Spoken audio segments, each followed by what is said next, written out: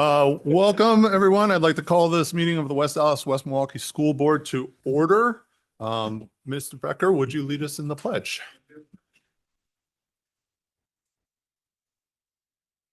Allegiance to the flag of the United States of America and to the republic for which it stands, one nation, under God, indivisible, with liberty and justice for all.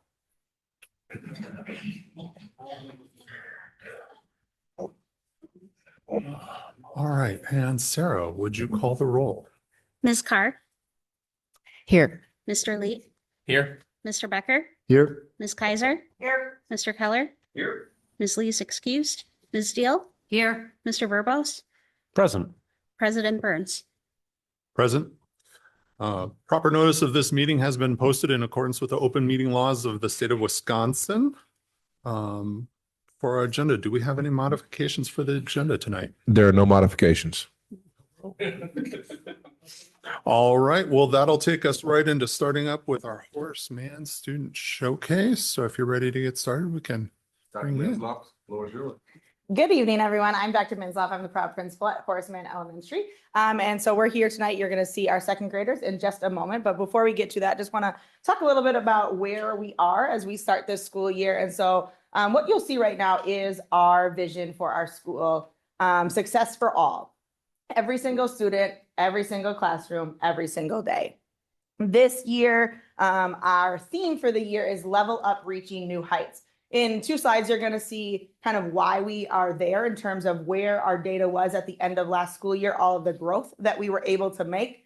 So we had a lot of success last year, obviously with it being my first year as a principal. And so seeing where we want to get to. And so how do we make a step every single day with our students and with our teachers? And so our theory of action is all around teaching with intent and having really explicit routines and procedures for everything that we do. And so making sure that both our math and literacy blocks, we have those explicit routines. You're going to see some of that for a math block in second grade. And then part of that is making sure that myself and Mrs. Houston, our instructional coordinator, we're getting into our teachers' classrooms, we're giving them feedback so that they know where they can improve on, see what they're doing well while we're providing that professional learning. And then one of our things that I think we did really well last school year and we're continuing with this school year is collecting our data. So being consistent with that, whether that is in our, again, state assessments, our district-wide assessments, but then also what's happening every single day, what are we collecting?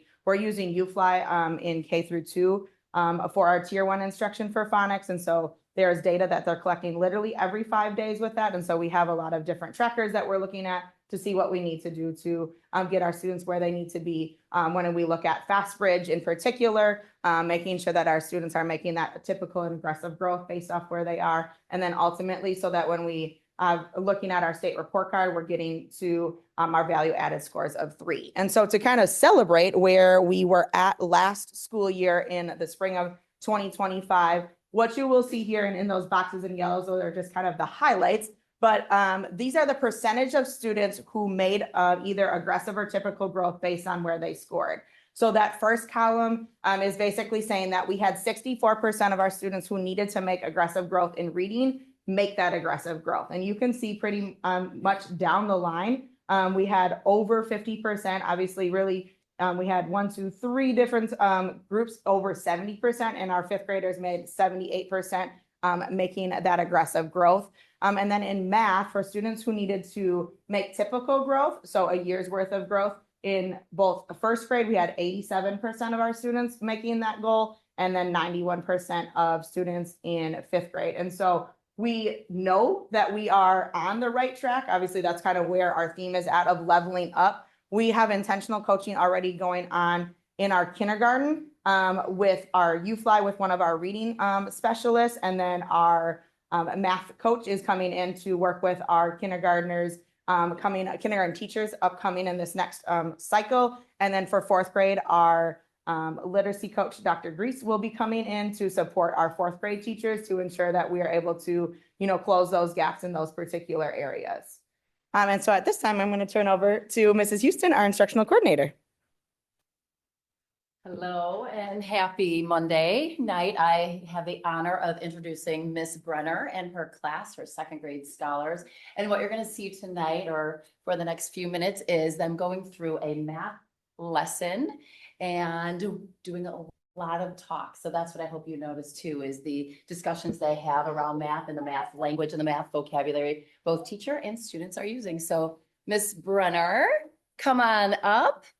And if you can introduce your second grade scholars, we will get ready to engage in a math lesson. Would you like to introduce them as you see? Yeah, this is Jelena.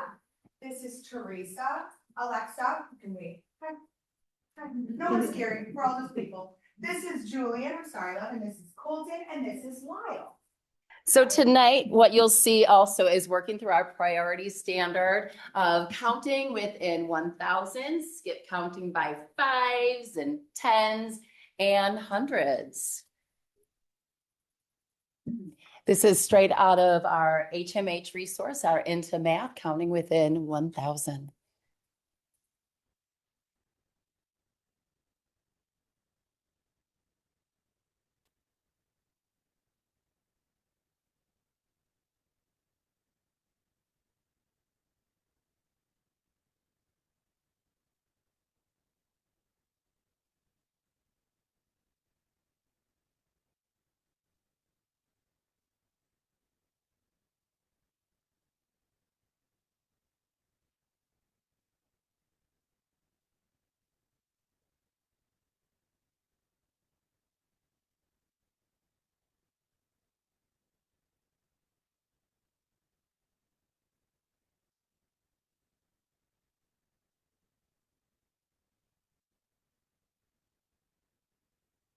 On each number.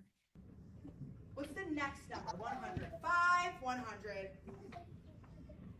6, 7, 106. 107, Yeah, why don't you guys count? 107, 100. 108, 109, 110, 111, 112, Oh! Look up at my numbers. Remember our place value. We have hundreds, we have tens, and we have ones. What what digit is changing? Is it the ones, tens, or hundreds? Nina, give me just a second. What place value is changing? Show off a little. Kalia, what digit is changing? The ones, the tens, or the hundreds? The ones place is changing. Say ones place is changing. Because we're counting by. Whoa. Let's see what happens. So in my classroom, I'm a first year teacher. I was an intern last year with actually these students in first grade. And so things are a little crazy and a little chaotic. I do a lot of repeating. We do a lot of call and response, right? And we do a lot of it, especially around like the learning intention and success criteria. So I would start the lesson by saying, all right, you guys, you ready? Put your focus hands on. Here's what we're focusing on. You ready? Focus up. Today, they will be so. Today, we are learning to count by ones, fives, tens, and hundreds all the way up to 1,000 so that we can explain and notice patterns when we're counting numbers up to 1,000. You ready? Say, I can. I Say, can. I can. I can. I can count by ones, fives, tens, and hundreds. I can count by 1, 5, 10, 100. Yeah. I can notice patterns I can notice patterns when I'm counting. when I'm counting. Right, we ready? Okay, here we go. Colton, are you ready? Can you read that for me, please? This first one right up here, love. There is a spinning teacup ride at the fair. Good. There are 20 people on the ride. Color the number 20. Cool. I would like you to get an expo marker and find that 20 and circle it for me. Sound like a plan? Huh?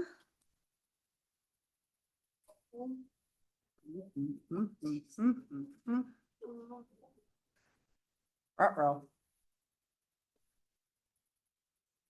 That'll work. 20. You ready? Now the next part right here says this. 25 more people get on.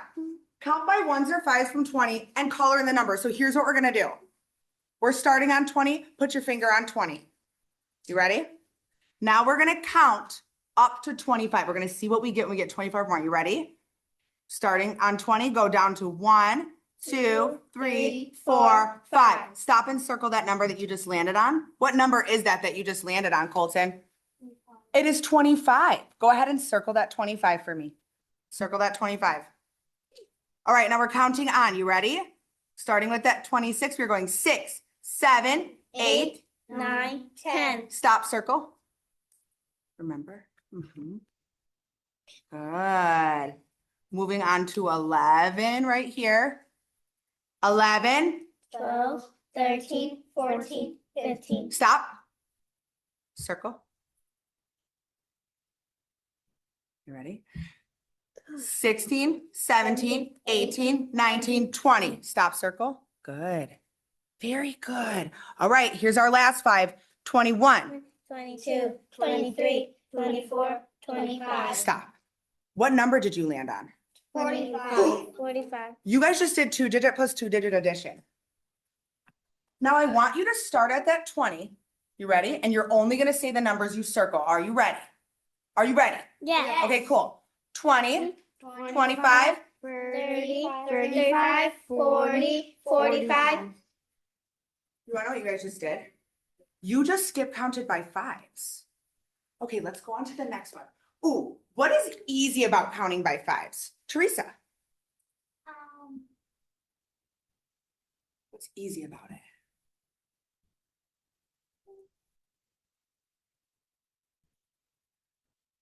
Count by 5s. Now listen, watch me again. 20, 21, 22, 23, 24, 25, 26, 27, or 20, 25, 30, 35, 40, 45. What do you notice about that? What do you notice? Which one takes longer? Ones or 5s? Ones takes longer, right? So maybe 5s is counting faster. What's hard about it? What might be tricky?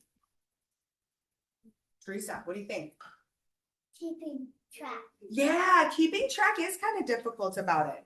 Yeah, I would agree with that. Anything else that you guys notice about those? About those 5s and 1s? Okay, you ready? Now we're gonna take out this sheet. Take your paper, put it on top. You need a blue and a red marker. Good job. Way to be flexible, kid. Oh, you're good. Appreciate it, Bill. You need a blue and a red. Are we ready? Yeah. Okay. You are going to start at 125. Find 125. Oh, you found it fast. Nice. Can you circle that blue for me? Circle that 125 blue. 125. Remember, if you see a friend that might need some help, help them out. 125. Good, Alexa. Don't doubt yourself. You got it. 125. You got it. Don't doubt yourself. Look at that ones place. Bum, bum, bum. Beautiful. Don't doubt yourself. Look right here. Look. Bum, bum, bum, bum. Circle. You ready? Yes, sir. You got it. Beautiful. You don't need to color the whole thing, love. You just circle it. We're all good. All right. Now you're going to count by 5s up to 200. We're going to go 125. What's next? 130. 130. We're counting by 5s. Good. 130. Circle it. Circle it blue.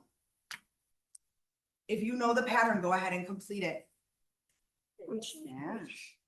Oh, I see Teresa's moving. Then after 30, what would 5 more be? There you go. 135. Beautiful. Circle all those all the way up to 200. Good. Good. I see a pattern. Ooh. Interesting. Interesting. Stop for a second. I see all of you have enough of a pattern. What do you notice? Tell me what you see. Tell me what you see. We had a really good conversation about it today. Teresa, what do you notice about those numbers? In the middle, it counts 3, 4, 5, 6, 7, 8, 9, 10. Wait, what do you mean in the middle? You're talking about places. Are you talking the middle place? What's the middle place? Hundreds? Tens. 10. So you're saying in the tens place it's doing what? Counting by 1. Oh, you're saying the tens place is changing by 1 digit? Smart. What else do you notice? What do you notice? Teresa, what do you got? You got all sorts of notices. It's ending in 0. In the what? In the, Ones place. yeah, in the ones place. Uh-huh. Take a look at that 5. Alexa, what number is in the ones place? All the way down that column. 5. 5 is in the ones place all the way down that column. I noticed that too. Very interesting. Very, So very what you cool. just witnessed right now Mhm. was a part of a lesson to work towards this I can scale. Right now, we were counting within 120 by ones. That would be a 1 first level, second, and our goal would be by the end, did you see that number 3? That was our success criteria. When the lesson is over, when we know a student would be successful is when they can count within 1,000 by ones, 5s, 10s, 100s. Students were able to use math tools and develop math language in a classroom of the 15 to 30 students that we have. You see individuals turning and talking and having dialogue that way, which is a little different when it's a table of 5. Yeah. So was this a small group and then you do this, or? This is actually This is whole group. This This is the whole is whole group condensed into kind of a micro lesson. Right. Yeah. So this would be what all the students are receiving. Now, what would happen now is as the day goes on, at the end, there would be an exit ticket, and then the exit ticket, Ms. Brenner would be able to sort students into not yet, progressing, and mastered this skill. So then what happens is when the students have not yet mastered that daily learning intention, she would be pulling a small group so that the students could still work towards what is our tier 1 grade level 2nd grade. Yeah. Do you have any questions for us? Yeah. I just want to say you guys did such a good job. I'm teaching fractions right now to my 4th graders, and I wish I was teaching this instead because it seems like so much more fun than learning about denominators. And you did a really nice job. I saw you here try to share with your friend when his expo wasn't working, and that was such a nice thing to see without being prompted. So thank you so much for coming tonight. Yeah. Thank you for having us. Thank you. Are you ready? Any other That's all we questions from the need? board? Any other questions? Oh, yeah. I just wanted to thank our students for coming out tonight. Ms. Brenner, I feel like I need to take credit for hiring you. You were an intern last year, so Dr. Menzloff, I feel like I need to take credit. No, great job. It takes a lot to get in front of a board, and as a first-year teacher, hey, outstanding. Make it really easy. Thank you. Thank you.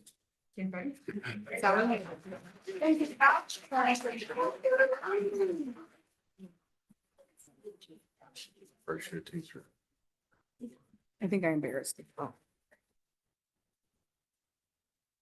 All right. Thank you to our Horace Mann students and teachers there. So what that brings us to then is, I believe, our superintendent's report. So good evening again. We do have a couple of announcements and updates on tonight. The first is Governor Evers signed Assembly Bill number 2, which restricts cell phone use during the instructional time and requires school boards to adopt corresponding policies. Exceptions are allowed for emergencies, healthcare needs, and or teacher discretion for educational purposes. This bill garnered significant bipartisan support. After reviewing the initial wording, I don't believe that our board needs to take any action specific because we already have a policy in place. And I believe the exceptions that we have would fall in line because it's not during instructional time. So that was one of my concerns initially, but I think we're okay. Meanwhile, Governor Evers also vetoed Assembly Bill number 5, which would have mandated school boards to provide curriculum materials for public inspection, labeling it an unfunded mandate that overlaps with existing federal requirements. So that was not put into law. Our November celebrations, month-long career development, month-long American Indian and Alaskan Native Heritage Month. November 3rd through 7th was National School Psychology Week.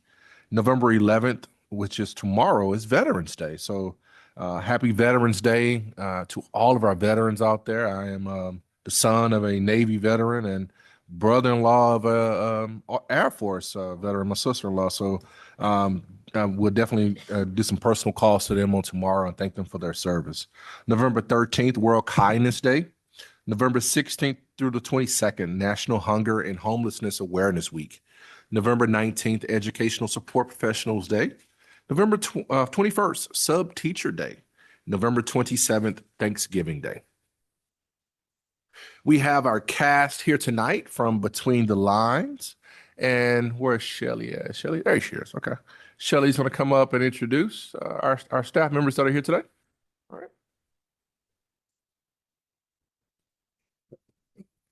All right, good evening. It is my pleasure to introduce some very talented performers that are with us this evening. First, we have Arthur. And Arthur, can you pronounce your last name for me? Nisa. And Arthur will be playing Frump and Martin, and he's a sixth grader at Frank Lloyd Wright. We have Estelle Goralski. And Estelle is playing Princess Serafina and Janice and is a seventh grader at Frank Lloyd Wright. Lily Schwartz will be playing the role of Delilah, an eighth grader at Frank Lloyd Wright. And then Micah May Sildorf will be playing Prince Oliver and Edgar and is an eighth grader at Frank Lloyd Wright. And then also with them this evening, it is my pleasure and honor to introduce, and hopefully he will come on up, our new managing youth theater director, Jordan Pollard. I know he's a familiar face to many, but new to his role here, and I'd like to ask Jordan to come up and share. I'm not very familiar with Between the Lines, and so I asked him if he would come on up and just give us a little bit of background about the show. Jordan. Hi, everyone. Between the Lines is a relatively new production. It never ran on Broadway. It's an off-Broadway show, and the junior version is adapted for younger performers, like our intermediate students. It follows the story of a student named Delilah, who's being played by Lily, who is new to her area. Her and her mom have moved, and she's struggling in school, as students sometimes do when they have, fresh start in a new place. And she's finding comfort in stories and in reading. And one of the books that she finds in the library quite literally starts speaking to her through the character of Prince Oliver. And the two connect in various ways throughout the show. And Delilah discovers through their bond that if you don't like the story that you're living, that you can rewrite your own story. And that's kind of one of the big messages of the show. And then parallel to the story of Delilah, the characters in the fairy tale book live completely different lives when the book is closed. So the villain of the story is actually not a villain at all when the story isn't being read.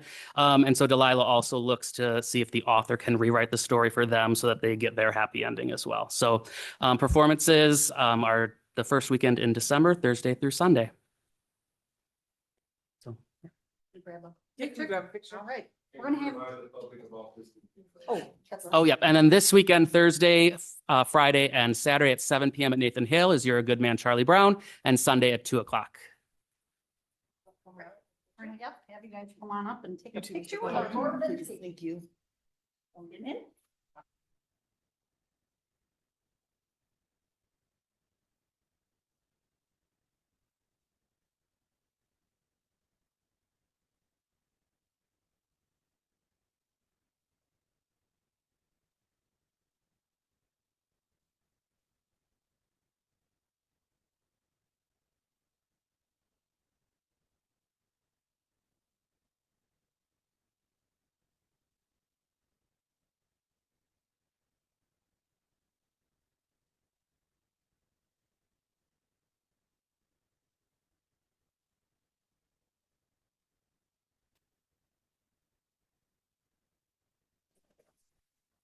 We have a special recognition tonight. We want to recognize Matt Lesser, Nathan Hale Principal, who was presented the 2025 Administrator of the Year Award from WIASTA, the Wisconsin chapter of American String Teachers Association, on October 30th at the Monona Terrace during its annual meeting and awards dinner. He was nominated by Mayor Pat Michaels, WAWM Music Lead, and WIASTA past president, who also was present to present him the award. So shout out to Matt Lesser.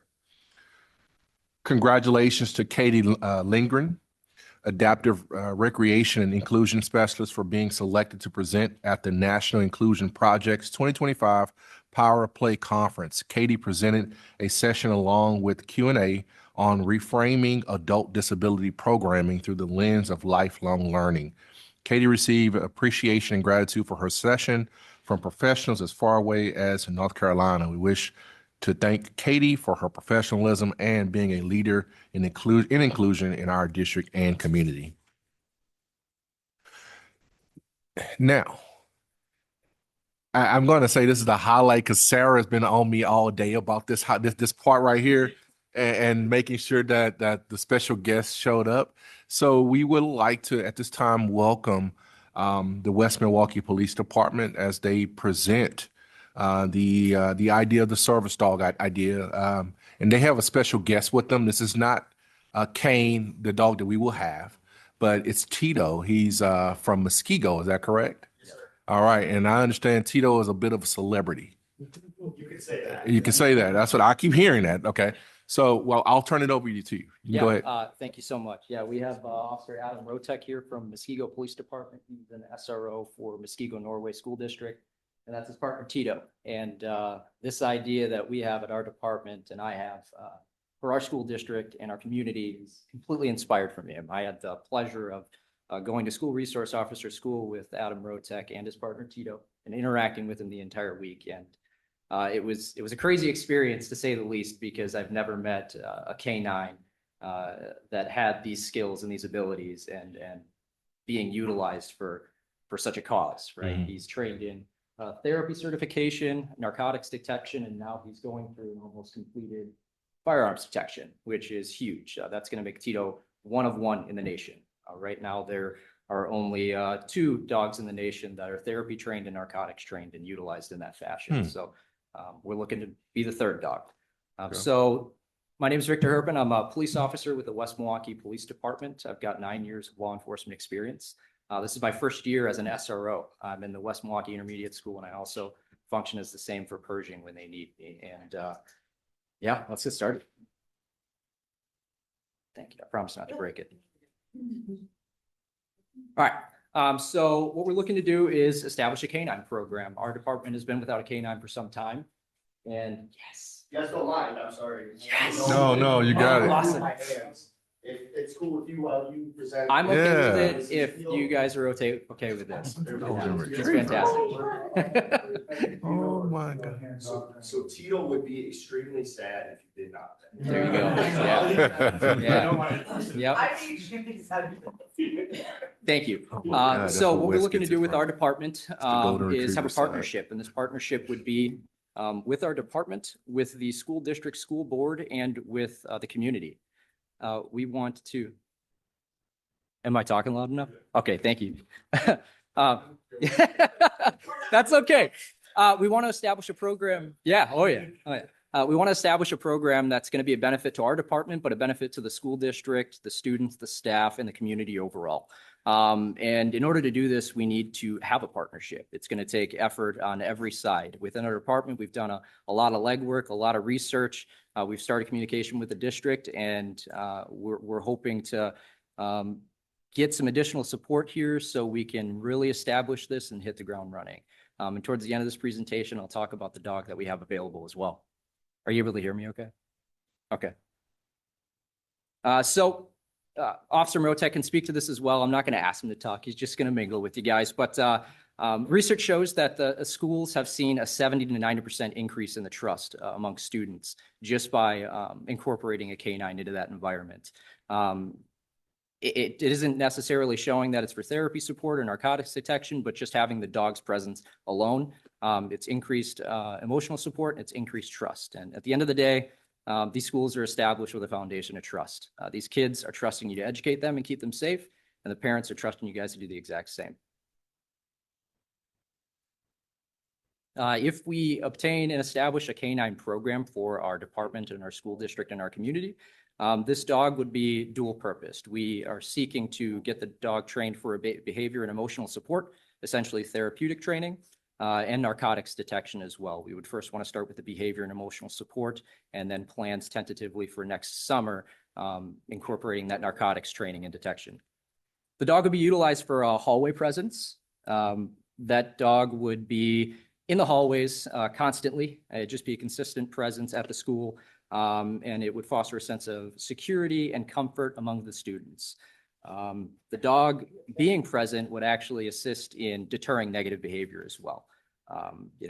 Kids are going to want to come and talk to this dog, sure, but pet this dog, interact with this dog, and have a positive interaction. And these positive interactions can actually enhance that school environment overall. Stress relief. Kids have a lot of stress these days compared to when we all went to school. And I'm not going to put a number on when I graduated from high school and college, but I'm up there. They have a lot of social stresses right now. It doesn't end at school these days. There's social media out there. Things follow you home, right? And there's just a lot of communication that happens now that just doesn't end at school, good and bad. And having a canine established that would offer that support and that kind of buffer for the stress that does exist for children at these schools could be super advantageous to the students and to the staff, because if we're introducing a dog that's going to provide this kind of behavioral support and emotional support to students, it's going to be a lot easier for these staff to engage with these students. That some students have, behavioral issues or have struggles within their classrooms, and this just might break down that barrier a little more. Therapeutic resources, again, when the dog is trained in therapy and certified in therapy, he'll assist with crisis intervention and behavior issues. The perfect example I have is I have a student right now, and she's a sweetheart, but she's having trouble controlling some of her emotions, and she can go to 100 really fast. And she's a completely different person when she's at 100. When she comes down, it's like talking to an angel. She's the sweetest girl on earth, and she recognizes that she has the struggle. I believe that having such a canine as this would certainly help with that barrier we have with her and her emotions getting the better of her. And just offering that calming presence to kind of have those positive interactions and kind of help prevent or make a plan to help prevent those behavior outbursts from happening in the future. Narcotics detection would be obvious. This is something that would be planned and coordinated. This wouldn't be a certification and a skill and ability that the dog has to just use whenever it wants. Adam could correct me if I'm wrong, but Tito will only sniff for narcotics when he's being instructed to do so on deployments within the school that are planned and coordinated. So certainly, go ahead. Yeah. That is very correct, but it also doesn't go without saying that when there's periods of time and there's no kids in the halls or in the bathroom, that we're not utilizing his skill set in that fashion. Or what else am I doing, right? So yes, he's absolutely correct. When kids are in the halls, I'm not telling him, hey, go sniff all these kids and find this stuff. Right. Because that's extremely unconstitutional. And we do not train that. Yeah. So crisis intervention, again, this canine would play a vital role with these crisis situations. It'd be a calming presence for the students and the staff. If we integrate this canine into like emergency response protocols, if we do have an extreme crisis with a student or behavior issue with a student, where we could deploy a canine to assist and be that barrier and assist with the behavior control and emotional control, it could de-escalate tons of tension. And it could help these students foster better behavior responses and emotional control. Whoa, here we go. Behavioral challenges, same as I just mentioned. Improve engagement. Having a dog present, people are going to want to pet the dog. People are going to want to hear about the dog, see what the dog's up to, hear about the dog's weekend, right? This canine Tito has inspired exactly what we want to do, and canines in this fashion are just kind of unheard of. Tito being one of two right now within the nation having these trainings and being a permanent member of the school district and these schools. A simple Google search will show you guys exactly what I'm talking about. But there's a wonderful article out there that I had forwarded to you guys in an email, and certainly I can circulate that in the future. The drug possession and use deterrent, having this dog present, having this dog become narcotics certified, just the knowledge of students having the knowledge of a dog being trained in narcotics detection is going to be a deterrent in and of itself. Sorry if I'm speaking fast. I've had an immense amount of caffeine today. I've been up since 4 a.m. So just having that knowledge in and of itself will be a huge deterrent.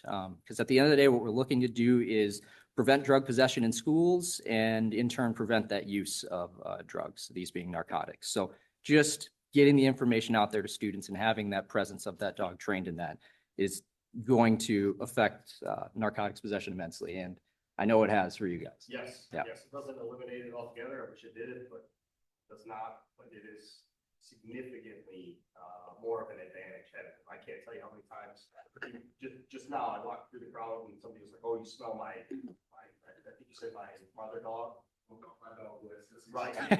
So the amount of people that just throw that out there, like, oh, I got nothing on me. It must be. Well, it's your dog. I got 2 dogs. Yeah. You must smell my other dogs. Yeah. And it's funny because the average person, the everyday person doesn't know that he has a set of different articulable movements that he'll do. He's already telling me, hey, I'm just being a dog, I'm curious. But it's funny, the deterrent fact, the amount of kids, the amount of students, the amount of people that just right off the bat will try to eliminate that because they're like, oh, I know Tito can smell that stuff.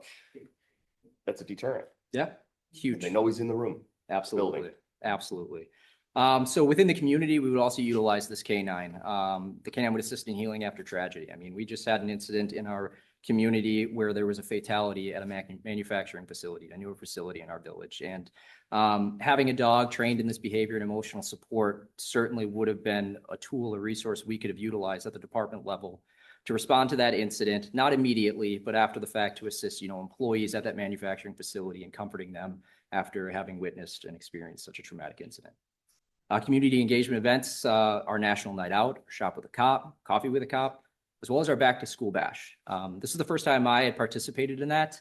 I had heard about it because I have a sister that's heavily involved within the school district and the community with my nieces and nephews. I myself am a graduate of Frank Lloyd Wright and West Dallas Central. Again, I'm not putting a number on it. I don't want to put that out there, but this Back to School Bash was insane. It was such a weird experience to be at that event. And this was the 3rd year, I believe it had happened. And it went way better than I anticipated it would go. And I met a lot of people there, yourself included, Superintendent.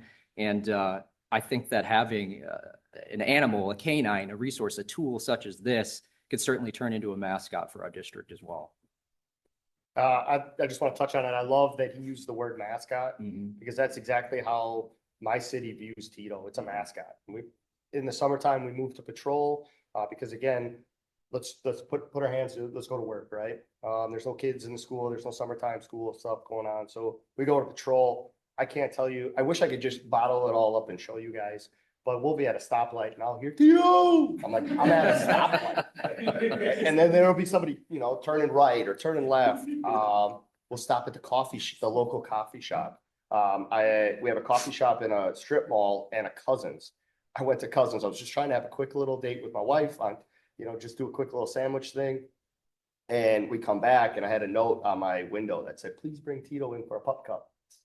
So again, we go in and get a pup cup. So it's a mascot. I love that he used the word mascot. Yeah. It's not just, 1, 2, 3, 4 things, narcotics, this, there. It's a mascot. That's Absolutely. such a good word to use. Yeah, thank you. For the traumatic incident support, we'd use this dog within our police department as well. I'm huge on peer support. I'm huge on mental health. And officers, it goes without saying, experience traumatic incidents, right? We see a lot of things that your typical citizen doesn't see and shouldn't see, to be perfectly honest. And it also goes without saying, but officers at times can have a hard time processing things, right? And we try to internalize things and deal with things ourselves. So we don't have the best coping mechanisms, but we work on it. And I think having a dog that's certified and trained in this behavior and emotional support can certainly assist our officers within the department, such as when we're out on patrol over the summer when the schools are closed, and kind of increasing and improving engagement with these officers, right? Giving a little more purpose and a little more positive reinforcement and doing the good jobs that they're doing. Here we go. Look at that smile. Both of them. So there's a link here. We can certainly get that PowerPoint out to you guys. There's a wonderful article about Tito out there right now. But that's what we're looking to do. We're looking to establish a canine program. We have a dog currently on standby through Partners with Paws. Partners with Paws certifies dogs for therapy and emotional support. And they're geared toward veterans and first responders, but they also will do the training for just your normal citizen. For us, because of the idea that we're trying to do and mirror Tito and Adam here, they're donating the dog at no cost to us whatsoever. And typically they're wait listed about 7 months plus.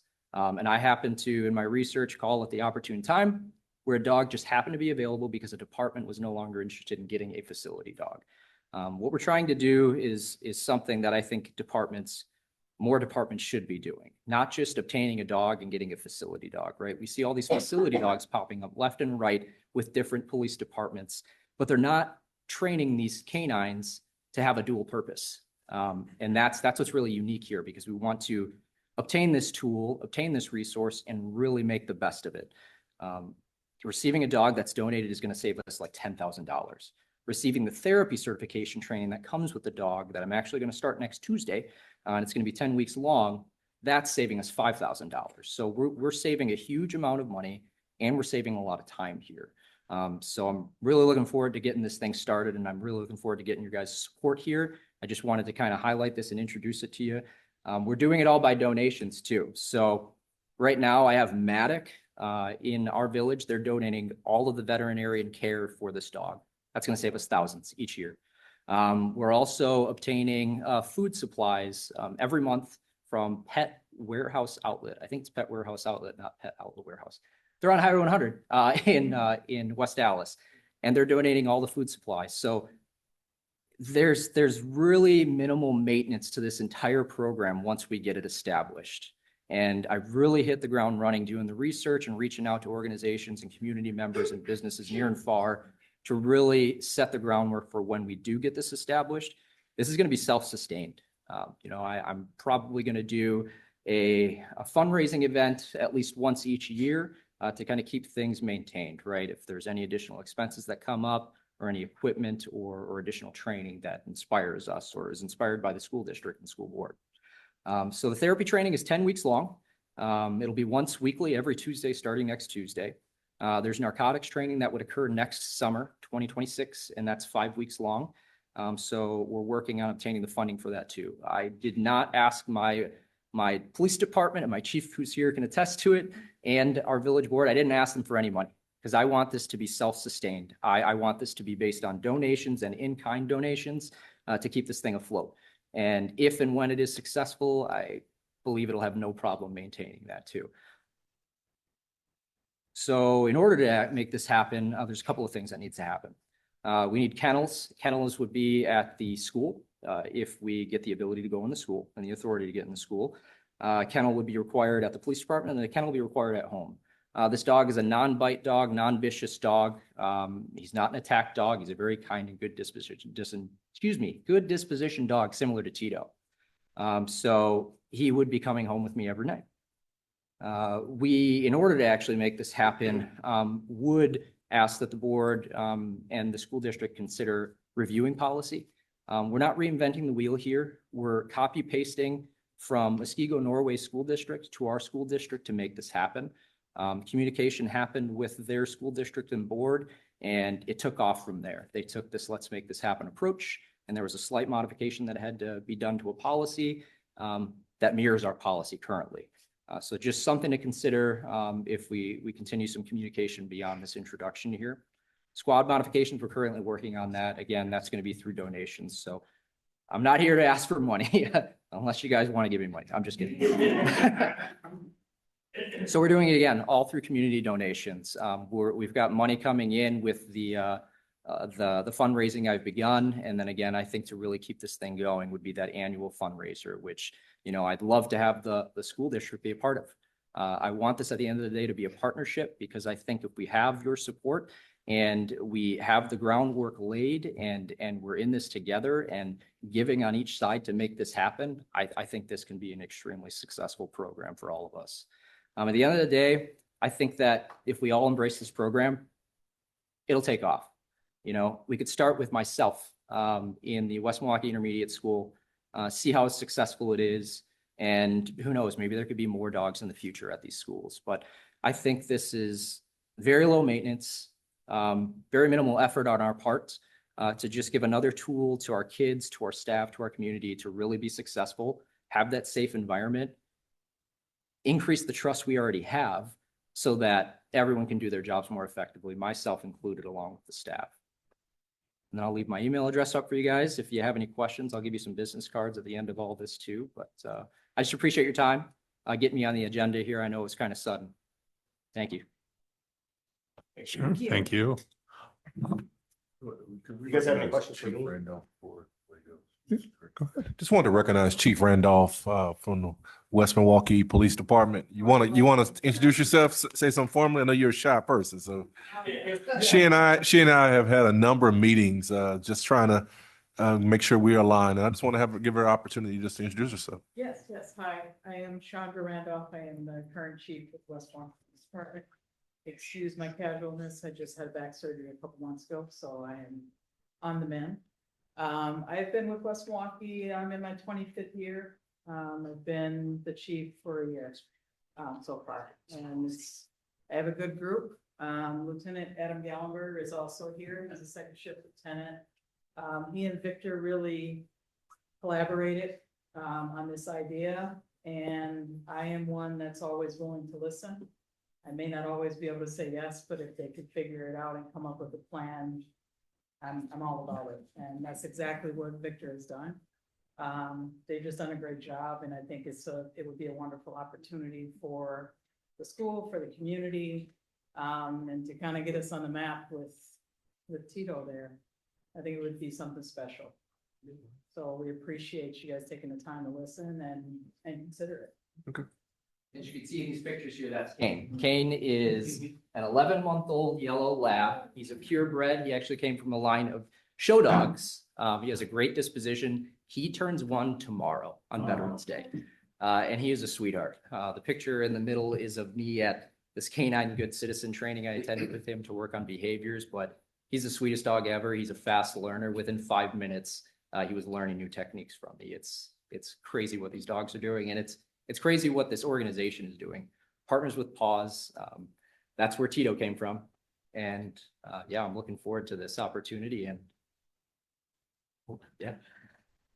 I was going to say, I used to teach special ed with kids who have extreme behavioral disorders, and we had therapy dogs, and it was the singular most amazing thing to watch these kids who on a Tuesday would throw a punch at you, but on Friday be like, you touch Bobby. Like they were very in tune to having a pet. And what's wild is I didn't realize you were coming tonight, and during dinner, and I was like, oh, we should get a therapy dog. They're like, yeah, they're coming tonight. So I'm thrilled. In love with Kane already. And this is wonderful. So thank you for doing all this. Yeah.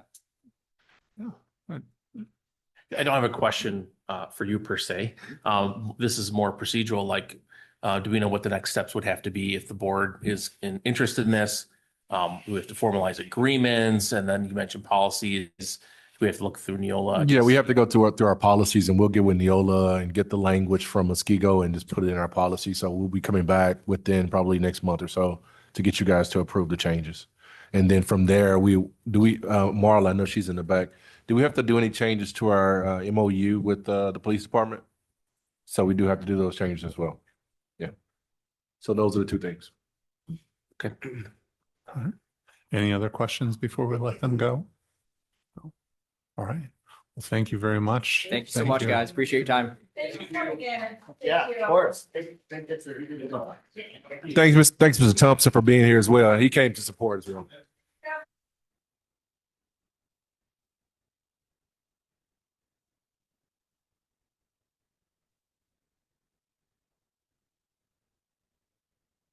You want to get one?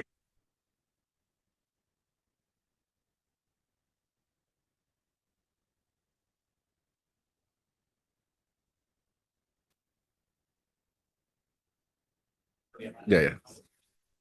So I'm going to skip my community visits for the sake of time. I understand there's a kickoff that's going to happen pretty shortly after. So we do have Zahara Price is our voice representative tonight. She's a senior at Central High School. She's in a variety of clubs, student council, Senior year art club, enrolled in multiple AP courses. She's an office aide. That's her job on campus.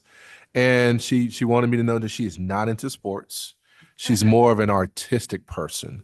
And so, Zahara, what's going on at Central High School? Um, All right. I think the biggest thing that's happening at our school right now is the new gym. That started shortly after the 2025 the graduating class. After they left, they came right in right away and they started on the gym process. It's been going great so far. The seniors were able to go in there and write our names on the floor before they put the last layer of flooring down. It was really nice, and they said it should be done in sometime in no December. It should be done sometime in December, but it's been going really great. We've had homecoming, and we've had a spirit week. It was really fun.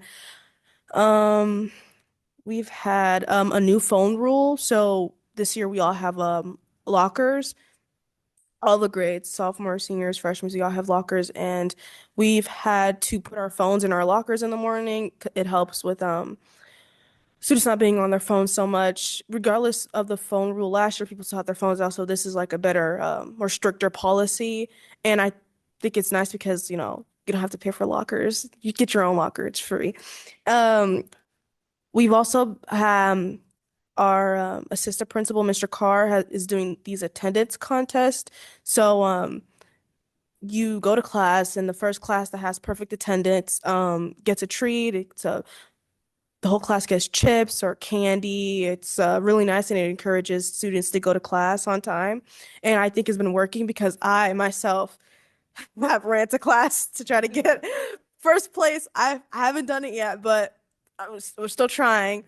But I think that it's working so far. I see people going to class, donuts, snacks. It's really nice. Um, we have tomorrow, it was mentioned, but we have the Veterans Breakfast, the Interact Club, which I'm a part of. I'm doing a cleanup for the Veterans Breakfast, so that's tomorrow. It's really nice. Um, yeah, and then we have this is a new thing. We have something called Lunch Buddies. So during your hour of lunch, you can go and sit with the special ed children and have lunch with them on Tuesdays and sit with them and talk to them. I signed up for it, so I am going to do that tomorrow. Sounds really fun. It sounds interesting. Something that I want to do. As well as because it's my last year. So, and then this week we have Thursday through Sunday, we have the Charlie Brown play at our school. I'm going Friday. I've never been to a concert or a play yet, but this is my first one. I'm really excited about it because I love Peanuts. And that's all we have that I could think. Yeah. Thank you. All right, thank you. Let's see, other updates. Yep. And so that'll take us to our public comments here. At this time, if anyone would like to address the board, you may sign up in the back of the room or in the Zoom link that should be in the chat currently. You can introduce yourself with your name and address. You have 3 minutes to provide comments. The board cannot discuss, debate, or act upon any item addressed during the public comments portion of the school board meeting. Follow-up may be provided by the superintendent at the next regularly scheduled board meeting. At this time, we do not have anyone signed up. Just stay open for a moment.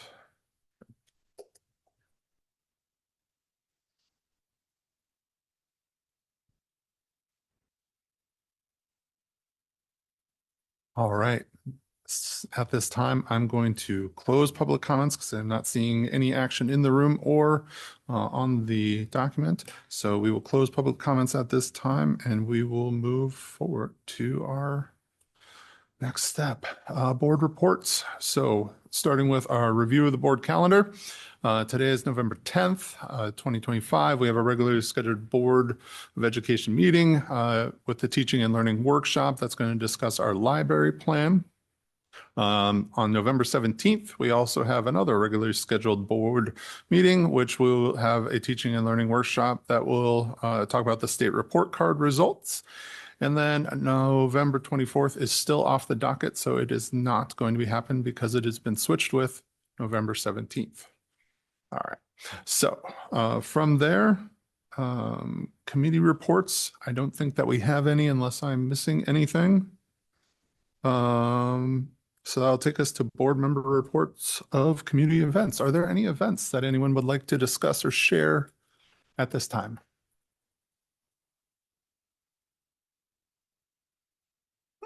All right. A little bit of a quiet meeting then. All right. Trying to get to the Packer game. I will share that I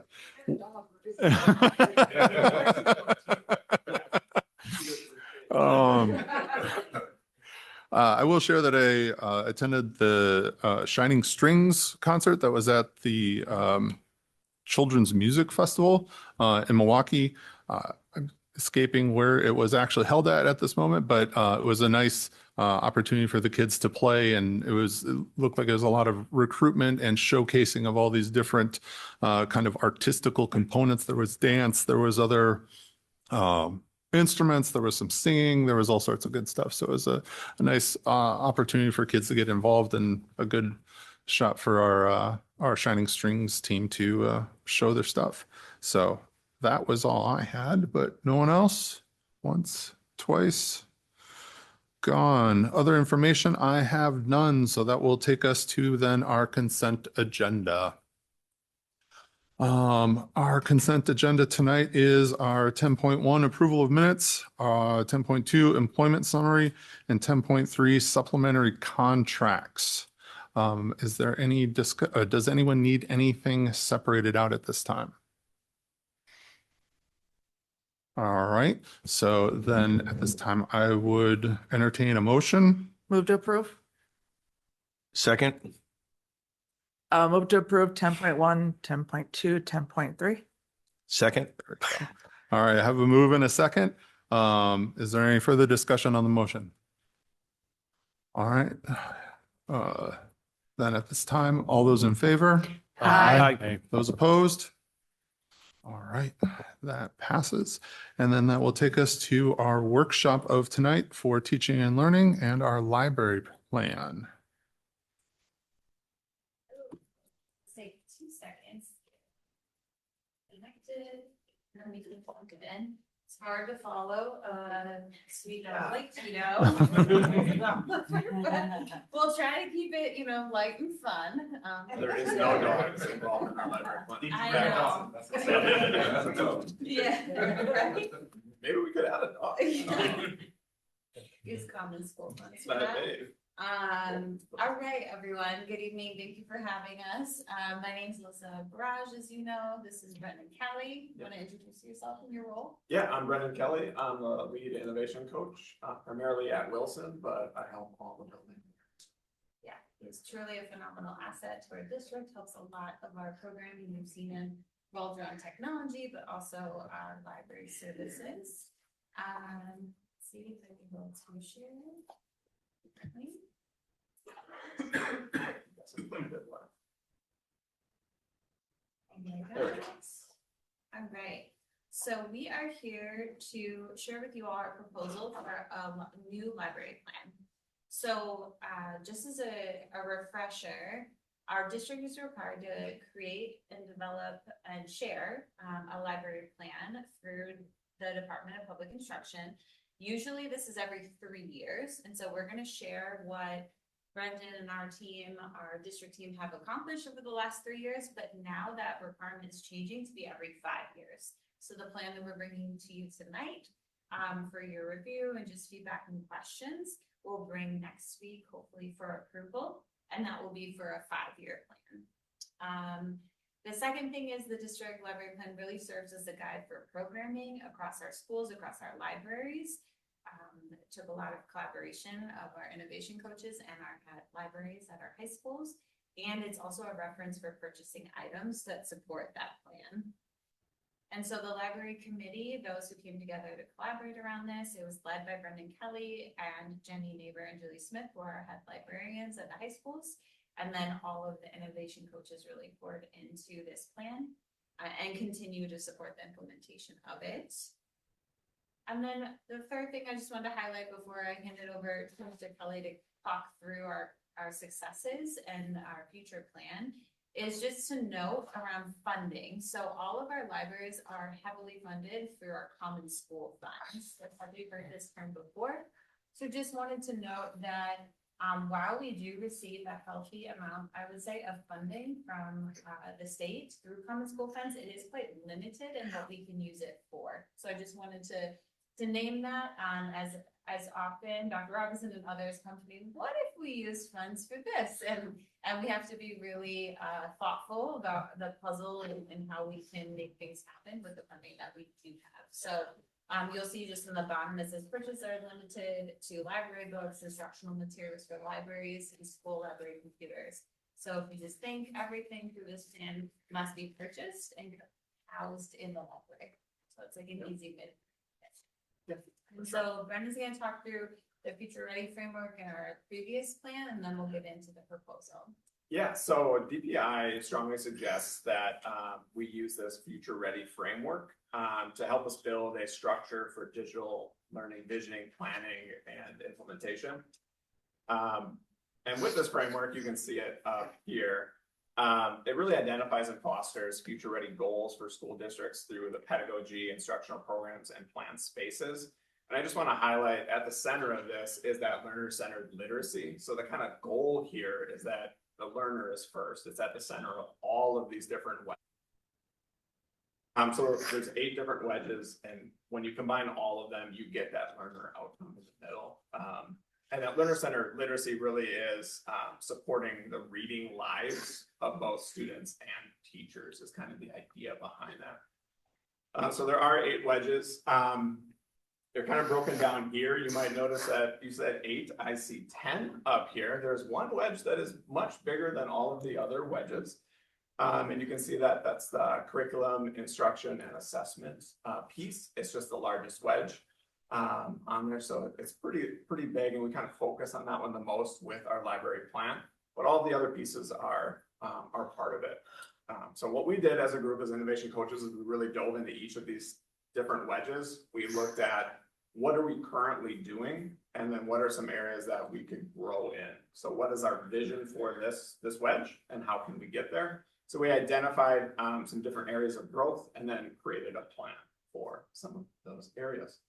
So in our previous plan, we used the same framework, and I'm just going to highlight some of the quick areas that, some of the quick areas that we really grew in. Sorry, excuse me. So the first area is we wanted to identify a guaranteed and viable curriculum. So that was a focus of our district. We also wanted to do that for our libraries too. We have an innovation coach at every building to do 1 hour with every class in each building. So we wanted to align all of that together. So we did create a GBC along with ICANN statements that each innovation coach is following. Along with this, we conducted an analysis of our current digital resources and their usage to evaluate the overall values and effectiveness of those resources. And this process really allowed us to identify a few underused resources and some gaps with content types that we really wanted to have more representation in. And with that, we identified some areas, like I said, those gaps that we wanted to fill. One area I just want to highlight real quick was we didn't find that we had magazines and audiobooks, which is what students were asking for, teachers were asking for. And we couldn't find a good resource, but we finally found the WSDLC, which is a consortium where we were able to get high quality resources through the app Sora. So you might have heard of that before. It's by Overdrive. So we're part of a consortium of multiple districts in the state that have hundreds of thousands of titles available to their students, grade level specific. So that each of them go in and dive into audiobooks, magazines that are across the board, high quality, more of a checkout system like our library. So that's one area that we grew in. Also through that, we surveyed staff to see what specific areas they wanted and what they needed. One area is that they wanted more professional development on some of the tools. It was harder at elementary level specifically to get into the classes because we were teaching so much to show these tools in the classes. So we started doing some like getting started documents as well, so teachers could quickly implement. And we're still working through that process as well. From this too, every year, the library, we did this analysis and we really looked at some pillars that we wanted to make sure that we had high quality resources district wide that teachers and students could rely on to do independent research. And these pillars that we looked at were physical books. We just really wanted high quality physical books. We're really updating that this year too as a focus. Ebooks, audiobooks, magazines, that's going to be with Sora. But then we also wanted some other digital resource databases too for images, videos, aspects like that that students with different learning styles could access. And from this, we did have some new additions. We can go on to the next one. So these are our new additions from the last library plan till now. We adopted Sora for those audiobooks, magazines, and ebooks with thousands of titles. We also changed from Discovery Education. That was something that we were paying close to $45,000 to $50,000 for district-wide, and our usage of it was very small. So we looked at other resources. We adopted Learn 360, and already we've eclipsed our usage of Discovery Ed and at less than half the cost for our library plan. Another one that we adopted too was Swank K-12. Swank K-12 is kind of like a Netflix for teachers. It is where teachers can look for videos that are aligned to the curriculum that they're teaching, show snippets of those, and are copyright free. So this is what teachers were asking for, and we can't show Netflix, Prime, Disney Plus, all of that. So this was our solution to that. Think of, checking out a DVD in the library. It was very similar to that, but now they can do it from home. They can also send videos home for students to watch with their family, which is a really cool feature too that we're exploring as well. So as we move on through that, other ones that I just want to highlight here that we have district-wide that kind of fit those pillars. We have Brain Pop, which is another video one that ties in with Learn 360, and that's more curriculum focused. We also have an image database that we pay for through Britannica called Image Quest. So kids have access to copyright-free images for any research projects that they're doing. So they're not just searching Google and all of that. We also have more of an elementary focused one, which is Pebble Go, and that's more of like an encyclopedia for our younger learners at their fingertips on their iPad. And some of these resources are also bilingual or multilingual, so yeah, that's almost really, all of them. Yeah, helpful for our families and students. Some of the physical resources that we've adopted over the last library plan, we were the ones that piloted the new line panels. I think 2 years before we decided to do it district-wide. So we were integrating those, showing teachers how to use them, and then we've kind of, through this integration, have also helped with that process. But we have new line panels, multiple in many buildings in the library space. We also just last year purchased, at the end of last year, poster printers. Now this you might say, like, the library can buy that. We can actually buy the printer, but we can't buy the ink or the paper. That would be building supported. It's a consumable, which is not library funds allowable. But this is something that we can develop more in maker spaces, and they're kind of opening up, and I'll talk about that in our goals, some of the funds a little bit with a more makerspace community focus. The next one is we have Glowforge laser cutters and 3D printers at each building to facilitate some of those group projects and collaboration. All right. Moving in, I'm trying to talk fast. I think there's something happening in like 8 minutes from now. I keep getting notifications, but moving forward, this is our 5-year plan. We have 3 areas of focus that we're looking at. So when we dove into that framework, we saw some areas that we really highlighted and stuck out to all the innovation coaches that this is something we need to do better at. The area of focus that we have up here, number 1, is empowering educators through resource awareness and support. So one of the biggest things that we saw is teachers weren't using it because they didn't know it existed or they didn't know how to integrate it. So what we want to do is gather some more input from staff and find ways and opportunities that we can integrate this more into the classroom learning. As innovation coaches in that technology block, we do teach it to the kids. We show the kids these research databases. but that doesn't necessarily translate into the classroom. So we want to really bridge that gap and get these resources used heavier in the classroom, not just in our classes. I noted some strategies below there. Just targeted professional learning sessions, on-demand resources that we're already starting to create. So we've already thought this through, and once we thought about it, we started doing it, even though it was as the plan was being developed. So we're still working through that. I was just gonna highlight that Brennan's already offered those learnings this past year, seeing that as a gap when we were doing our analysis of looking at the engagement reports. So we were saying, okay, we need to get this in front of staff. So we had some summer learning, also learning this past throughout the PD days, and they're talking about expanding that as well. So and also with new teachers too. So we had a bunch of learning with new teachers where we shared some of the resources as well. Our focus area number 2, and this one is relatively new. This is something that the libraries, a lot of them have been pushing for, and some of the funds have been opened up to encompass, and that's collaboration learning through play. So we want to develop and implement opportunities for students to build communication and collaboration skills through structured and unstructured play in the library, including the addition of board games, card games, multiplayer digital games that support problem solving, strategic thinking, and teamwork. So this is something that now you can buy video games and video game systems with library funds, and trying to figure out a way to promote that more library community feel and how that looks. So some ways we're going to develop collections of board games in each that students can check out possibly and take home, or at least have in the library for some of those spaces during some lunch times, after school, before school times, trying to work with administration at buildings to figure out times that best fit that. So. And our last goal that we have, our focus area, is sustaining equitable access to high quality multi-format resources. And this is something that we really just want to put out there, that we're constantly analyzing all of the resources that we do purchase. These district-wide resources cost a lot of money, and we want to make sure that the engagement's there, the usage is there. So constantly looking every year and deciding, is this the best resource we have? What are teachers saying about it? Having surveys to staff about it. This is something that we just want to always have out there in front. We had a few years of Discovery Education having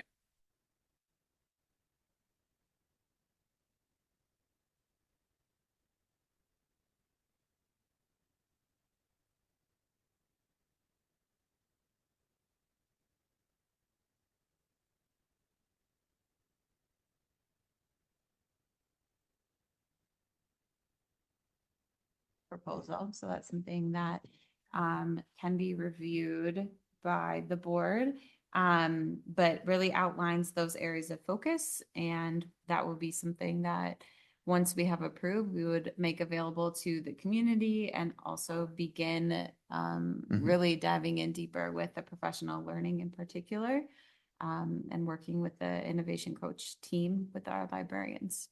And I do want to mention, if you look through the plan, you'll notice that we do highlight all of the areas that we're currently doing it. They're like all of the resources we have. And there's areas of growth for each of the 8 wedges. But the 3 that we chose were the ones that we really want to keep up front. It's not that we're not going to do the others. It's just we're really going to focus on those 3. Which is what DPI recommends. Yep. They say 1 to 2. So we're a little overachieving. So. Okay, we'll open up for a question. Sure. 2 minutes. I have a very quick question. No, it's quick. I just want to make sure, for anybody who's watching or not sure, library funding, is there a district-wide library fund and individual school ones, or is it, there's a budget and everybody kind of gets a piece of the pie? How does this work? Yeah, so there is a district-wide fund. So we hold back a certain amount of funds to cover what we are projecting every year. So I meet with Jeff Borland and I say, hey, we're expecting a 5% increase. It's going to be district-wide needs $150,000 of this fund, and then we'll hold that back, and then the rest will kind of be split up. Yep.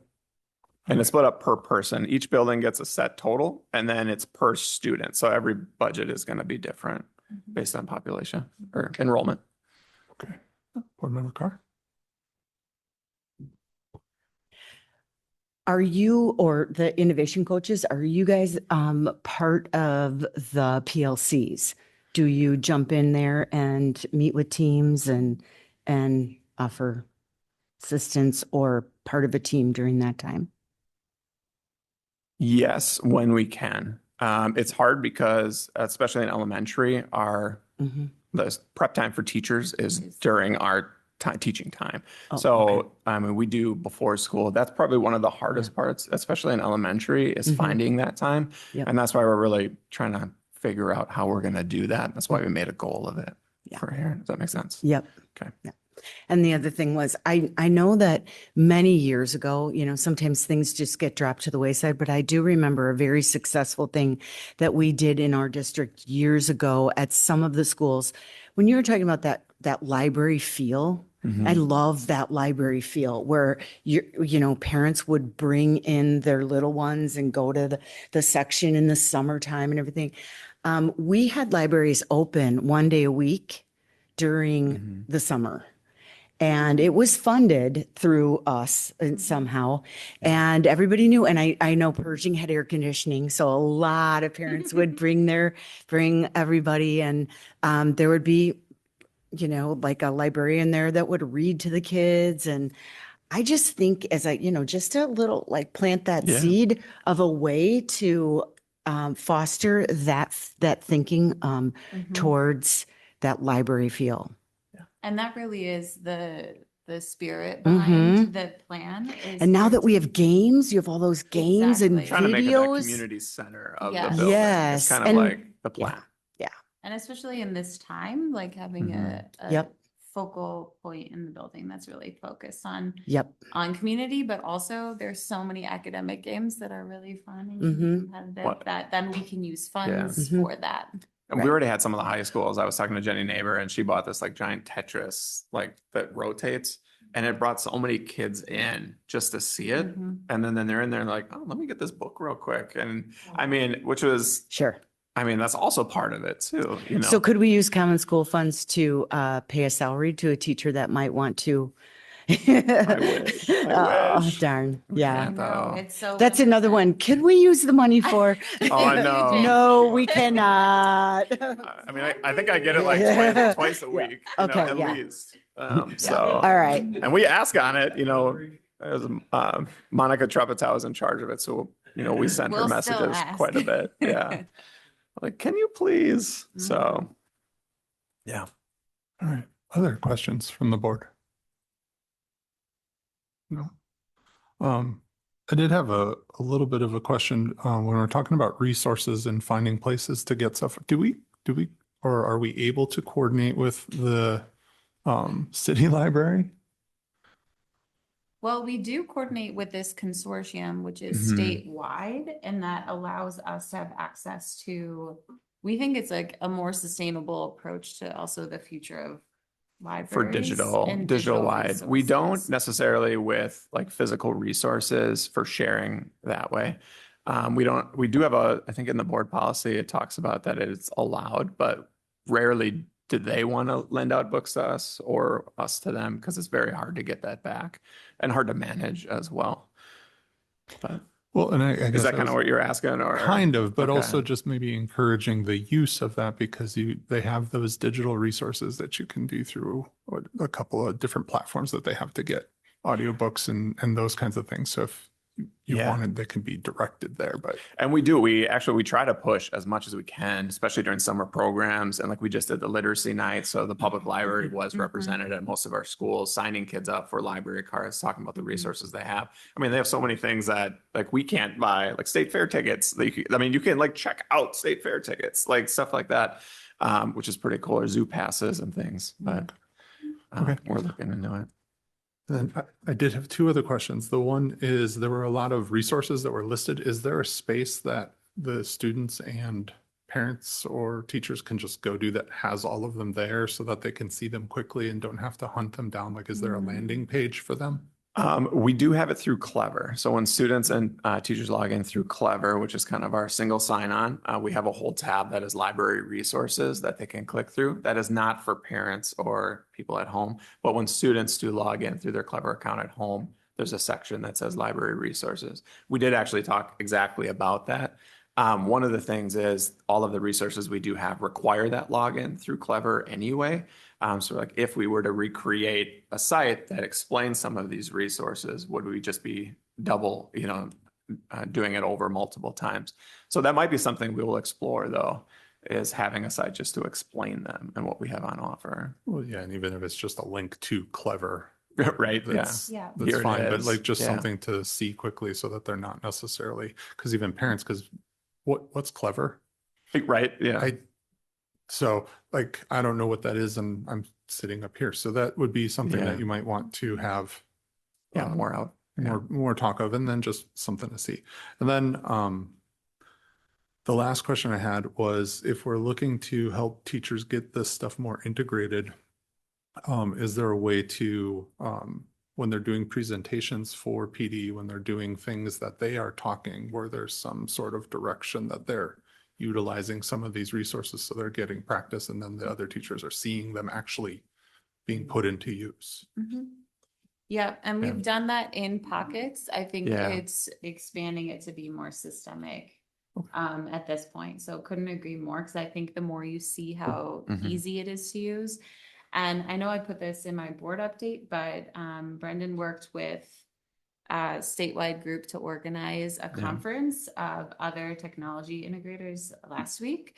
And they all attended an accessibility session, and they said it was phenomenal. So now we're looking to bring that to our teachers, especially our speech language pathologists Yeah. and special education teachers. So I do think that you're exactly right. When people see it and experience it, then it doesn't feel so scary. It doesn't. And it feels yeah. like, oh, this is something I can easily do. So And also with, more of the morning meeting times being kind of scheduled out, we're looking at little small snippets of introductory 5 to 10 minute, let's explore this together. Just like a quick shot of Yeah. this is what it is. Just to like re-emphasize this is available to you. So Yeah, and just speaking from my experience as a teacher, like all of the things that were available to me kind of weighed me down, and I didn't know what I could actually use. So it's like, and then I just use what I'm comfortable with. exactly. So yeah, it's hard to break that. yeah. Okay. Any other questions?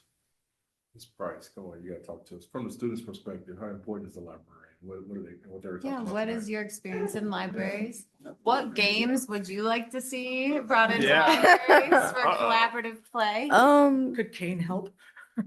I go to the library during advisory. Me and my friends, we play Uno in there. It's a very, like, it's it's nicer these past couple of years. There's like couches or TV in the corner. There's nicer seating areas. It's definitely upgraded better, and it's more comfortable to sit in there.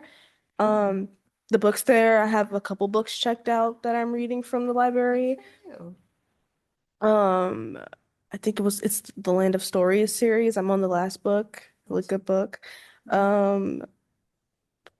Games? I don't know. I mean, online games. I don't know. I don't know. Maybe you could ask your friends, and Yeah. then next time I see you, you can let me know. Yeah, I some think thoughts there's around there's that. a lot of games in there. Mhm. On the there's a shelf. There's a lot of games in there. I don't really have any like suggestions. I think the games in there are like fine. Yeah, okay. And this is, I mean, you're bringing up a point too. You said over the last couple of years, it's maybe been a little bit more cozy with couches and different things. So we've been trying, we can't use common school funds for any furniture or anything like that. So a lot of the principals have been very supportive at many of the buildings in trying to update some of the libraries. But we do have libraries that are pretty dated and have old furniture or less comfortable things. So we are working on ways. We didn't put it as a goal, but that was identified by majority. So And can you share with the board and anyone listening what Clever is? Clever is like it's like it's a platform to like it's to multiple websites, to school websites. There's a lot of things on there. Fastbridge is on there. I know that's what we used Clever for like a couple years ago. That one website with the robot. okay. forgot his Brain name. Pop. Yes, Brain Yeah. Pop. We used that in middle Yeah. school. So I've been working with Clever for a while. It's just a platform to get to other platforms, learning platforms, educational platforms. We call it a single sign-on. So they log into Clever, students log into Clever, and then it houses all of their access to their other apps. So they don't have to navigate like 7 different passwords. Yeah. So they go into Clever and it's like, boom, I'm here. It automatically logs me in and I don't need to worry about what was this password. That's not a library specific item. That's a tech plan item that we just don't want kids to have to manage that many passwords. So what's that? Yeah, but similar. Yeah. It's very clever. It's not just a clever name. It's not. Thanks, Mr. All week. Oh, man. All year, actually. No, it might just be the week. Oh, no. Z, do you actually use Clever? Because there was a hesitation there. Well, I'm a senior now, so I don't really need Clever anymore. But I think the last time I used Clever was sophomore year for fast bridge testing. But no, I don't use Clever anymore. But I used to use it a lot during middle school. Middle schoolers use it a lot. When I was in middle school, I used it a lot. But I don't use it anymore. No, but it is very helpful though. Okay. Our Great elementaries, question. your kiddos will know, because they use it for all of their online access to literacy and math, the core resources I forgot, so. Sure. You can see them navigate. I've been in his classroom with kindergartners creating, I don't know, amazing All sorts of things. You stuff. should really join him anytime. It's impressive, so. Thank you. All right. No other questions from the board on this? All right. Thank you so much for your presentation. Thank you for the plan. Thank you. I like your sweatshirt. Yeah, we were at Wilson. Des and Liam are very big fans of Mr. Kelly. So from there, I guess that would bring us to the end of our agenda items. So if there is no further business and there is no objection, the meeting will be adjourned. There being no objection, the meeting is adjourned.